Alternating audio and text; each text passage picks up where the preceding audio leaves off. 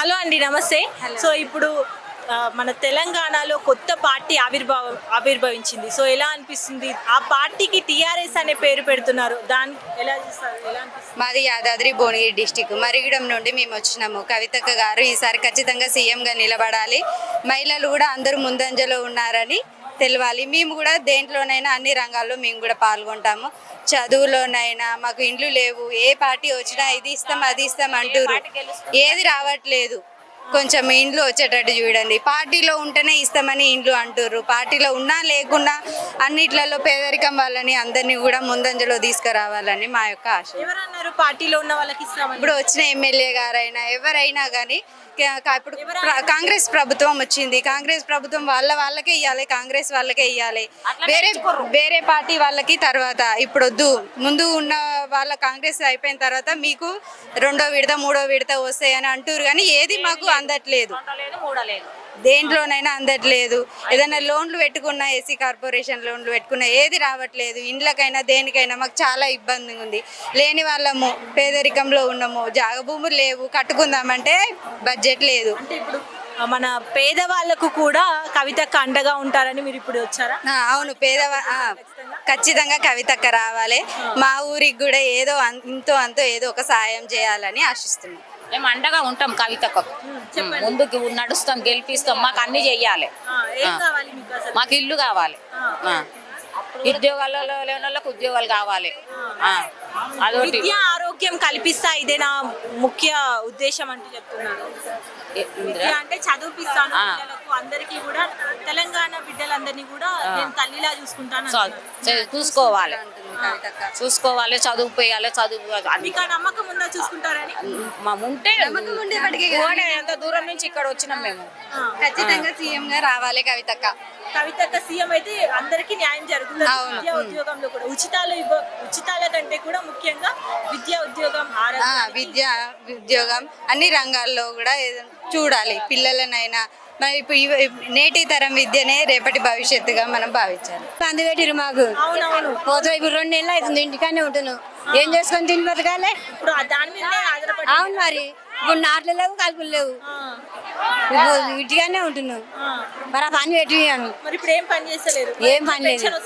వస్తుంది 2000 పింఛన్ ఎడ పెంచారు, పింఛన్ పెంచాలి, ఏం పెంచాలి. రేవంత్ రెడ్డి చెప్పారు కదా 4000 ఇస్తామని. ఇది చెప్పింది కానీ దండగా రావు, ఇయ్యడిగా నమ్మకం నాకు. సరే, మా వాళ్ళు పోతురు పోదా. బీఆర్ఎస్ పార్టీ మాజీ చైర్మన్ గా చేసి ఇప్పుడు జాగృతిలోకి ఎందుకు వచ్చారు? అండ్ ఇప్పుడు టీఆర్ఎస్ కొత్తగా ఆవిర్భవించిన టీఆర్ఎస్ కి సపోర్ట్ చేయడానికి కారణం ఏంటి? 2000 సంవత్సరం నుంచి తెలంగాణ ఉద్యమంలో పనిచేసిన ఉస్మానియా క్యాంపస్ లో PPG PhD చేసి ఆ రోజు ఉద్యమ స్ఫూర్తితో బుల్లెట్ లాఠీల దెబ్బలు దాకి కూడా ఆ రోజు బుల్లెట్ దాకి 2 కోట్ల రూపాయలు ఖర్చు పెట్టుకుని బతికినా కూడా ఈ టీఆర్ఎస్ ప్రభుత్వంలో ఉన్న KTR గారికి కనికరం లేదు. మరి కనికరం లేక ఓన్లీ లైబ్రరీ చైర్మన్ ఇవ్వడం జరిగింది తప్ప మాకు ఎమ్మెల్యేలో ఎమ్మెల్సీనో రాజ్యసభనో ఏది అవకాశం ఇవ్వలేకపోయాడు. చావు బతుకులను ఉంచడం జరిగింది. కానీ బయట లంగలు దొంగలు ఉన్న వాళ్ళను తీసుకొని వాళ్ళను ఎమ్మెల్యేలుగా, రాజ్యసభ సభ్యులుగా, మంత్రి పదవులుగా చేయడం జరిగింది. కానీ ఈ ఉద్యమం చేసిన వాళ్ళకు మాత్రం బిచ్చగాడిగానే బిగ్గరగానే ఉంచడం జరిగింది కేసీఆర్ గారు. ఆ ఉద్యమంలో పనిచేసినాం కాబట్టి ఈ ప్రభుత్వము మాకేం చేయదని మేము సైలెంట్ ఉంటే ఈరోజు కవితక్క జాగృతి నుంచి మమ్మల్ని పిలిపించుకొని ములుగు జిల్లా అధ్యక్షుడిగా నాకు ఇవ్వడం జరిగింది. ములుగు జిల్లా అధ్యక్షుడు ఇచ్చి, తమ్ముడు రేపు నీకు ఎమ్మెల్యే ఇస్తా, నీకు ఫ్యూచర్ ఉంటుంది, నువ్వు మాతో ఉండు అంటే, అక్క నాకు నమ్మకం ఎట్లా ఉంటుందని నేను అడిగితే, నీ తల్లి తోడబుట్టిన నేను అక్క లెక్కన అనుకో, నీ తమ్ముడే అనుకో, నీ తోడు ఉంటా, నా ప్రాణం అంకితం అయ్యేదాకా కూడా ఈ పార్టీని వదిలిపెట్టాను, నా కార్యకర్తలు వదిలిపెట్టానని అక్క చెప్పడంతోనే ఈ పార్టీలో మేము జాయిన్ కావడం జరిగింది. మాకు న్యాయం జరుగుతుందనే సంకల్పంతోనే దీనికి రావడం జరిగింది. తెలంగాణ ప్రజానీకాన్ని తల్లిలా చూసుకుంటా అని అంటున్నారు కవితక్క. ఎలా అనిపిస్తుంది? ఇప్పుడు మన ఎవరైనా కూడా కన్న తల్లి మన కన్నది, అందరం తల్లి కడుపులోకే పుట్టినాం కాబట్టి తల్లి బాధ ఎవరి కన్న కొడుకుల బాధ ఎవరికి తెలుస్తుంది? తల్లికే తెలుస్తుంది. కడుపు కోత బాధ తల్లికే తెలుస్తుంది. కాబట్టి ఆ తల్లికి మా ఉద్యమకారుల బాధలు ప్రతి ఒక్క బాధలు చూసింది కాబట్టి ఆ ఉద్యమకారులకు అన్యాయం జరిగిందనే బాధతోని మా తల్లిగా మా చెల్లిగా మా అక్కగా నడుము కట్టుకొని బయటికి వచ్చింది కాబట్టి రేపటి కాలంలో ఖచ్చితంగా ముఖ్యమంత్రి అవుతుంది. ఈ ఉద్యమకారుల భవిష్యత్తు కార్యాచరణ మారబోతుందని కూడా నేను సంకల్పంగా సభాముఖంగా తెలియజేస్తున్నా. ఫైనల్ గా ఏం చెప్తారంటే టీఆర్ఎస్ పార్టీ ఆవిర్భావం ఎలా అనిపిస్తుంది? టీఆర్ఎస్ పార్టీ ఆ రోజు ఎప్పుడు 2001లో ఆవిర్భావం జరిగిన టీఆర్ఎస్ పార్టీ ఆ రోజుల్లో జరిగిన ఎట్లా జరిగిందో దానికన్నా బ్రహ్మాండంగా ఈరోజు కవితక్క గారు జరగడం జరిగింది. టీఆర్ఎస్ పార్టీ పెట్టడం జరిగింది. కావున కంపల్సరీ కవితక్క పోరాట యోధమే. ఈ ప్రజల ఆకాంక్షలు ఈ మీ మహిళలు కూడా గుర్తించి ఈరోజు ఒకసారి జయలలిత గారు ఒకసారి ముఖ్యమంత్రి చేసిర్రు.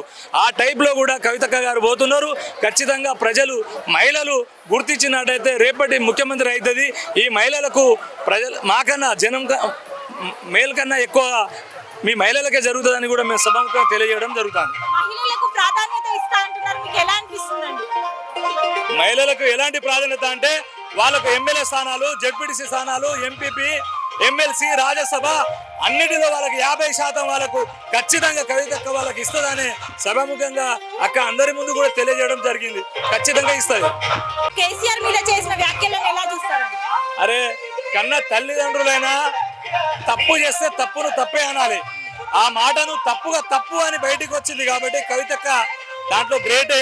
కవితక్క అసలు ఎవరికి భయపడదు, ఎవరికి లొంగదు. తమ నడుము కడితే మాత్రం ఎవరికి భయపడదు అని చెప్పేసి కేసీఆర్ కన్నా ఇంకా మెరుగు మాట్లాడే, మెరుగుగా పనిచేసే దమ్ము ధైర్యం ఉన్నదని కూడా సభాముఖంగా తెలియజేస్తుంది.